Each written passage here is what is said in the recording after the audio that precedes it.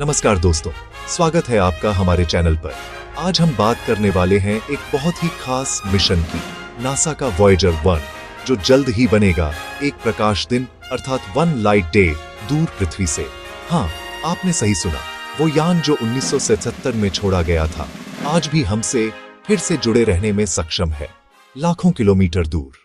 1977 में लॉन्च किया गया वॉयेजर 1 मिशन मूल रूप से बृहस्पति और शनि की परीक्षा करने के लिए डिजाइन किया गया था, लेकिन किस्मत समझो साथ देने वाली निकली। इसने सौर मंडल की सीमाएं पार की और आज इंटरस्टेलर स्पेस तक पहुंच गया। ये यान न सिर्फ दूरी में बढ़ा, बल्कि विज्ञान और मानव जिज्ञासा की सीमा को भी चुनौती देता रहा। लाइट डे का मतलब है वो दूरी जिसे प्रकाश एक पूरे दिन में तय करता है, और वॉयेजर 1 उस मुकाम पर पहुंचने वाला है जहां प्रकाश को पृथ्वी से वहां तक पहुंचने में 24 घंटे लगेंगे।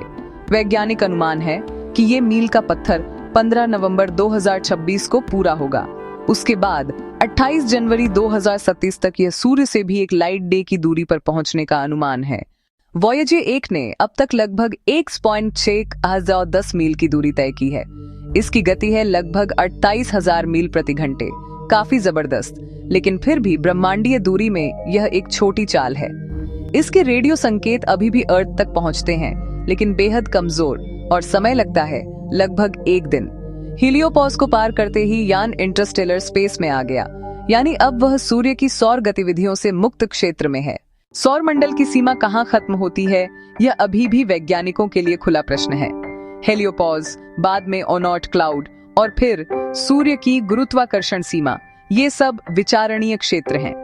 वॉयेजर की वर्तमान गति पर अगर आगे बढ़े तो ये लगभग 40,000 वर्ष में सूर्य की गुरुत्वाकर्षण क्षेत्र की अंतिम सीमा तक पहुंच सकता है। लेकिन इसका मतलब यह नहीं कि मिशन रुक जाएगा। हर मिलीमीटर डेटा हमारे लिए अमूल्य है।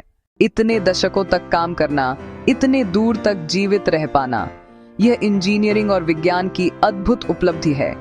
यह हमें यह याद दिलाता है, मानवता की जिज्ञासा का कोई अंत नहीं।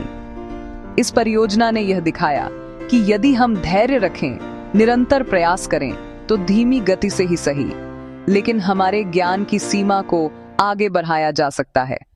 ये हमें प्रेरित करती है कि अगली पीढ़ी के मिशन जैसे स्टार प्रोब्स, लेजर कम्युनिकेशन और अन्य नई तकनीकें हो सकती हैं, जो अभी सिर्फ कल्पना है।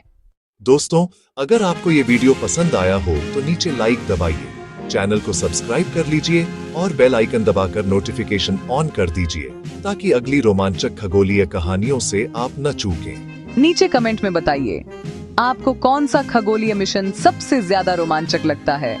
वॉयेजर के बाद अगली यात्रा कैसी होनी चाहिए, अगली बार हम बात करेंगे।